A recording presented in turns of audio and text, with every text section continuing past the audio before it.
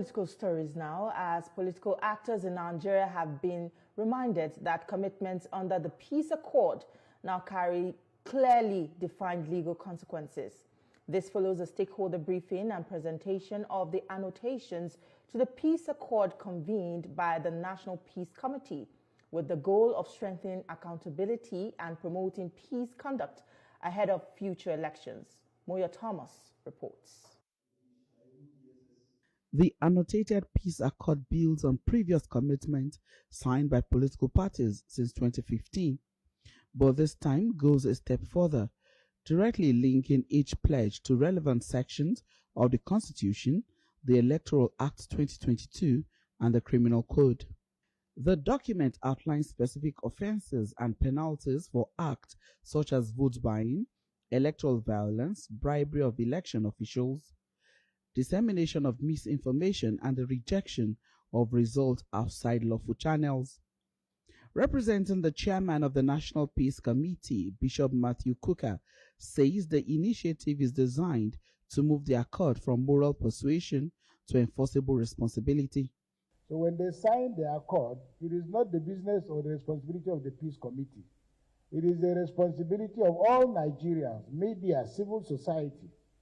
So I think it is against this backdrop that we have this annotated peace accord. Other speakers note that compressed electoral timelines, funding constraints, and decline in public trust present significant risk to credible elections, calling for stronger collaborations among institutions. We should begin to address some basic problems that confront our electoral system, one of which is lack of trust. I go everywhere, people say we don't trust you. I say thank you. We will have to strive and work extra hard to ensure that we rebuild the trust of the public. And in fairness, some people say it's because of the past.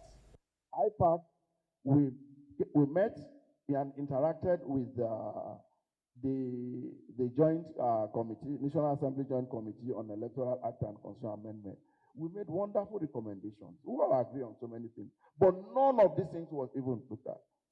We'll continue to provide adequate security for all electoral processes as well as all electoral stakeholders. On one hand, there's a budget constraint.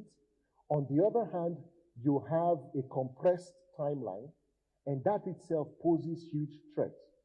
But the trust level on the Electoral Commission is still very, very low.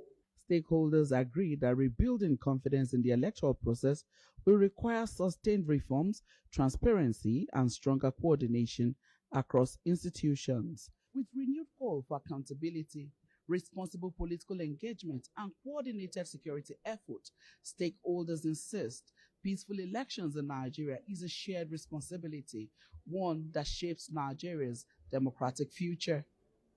Moya Thomas, TVC News, Abuja.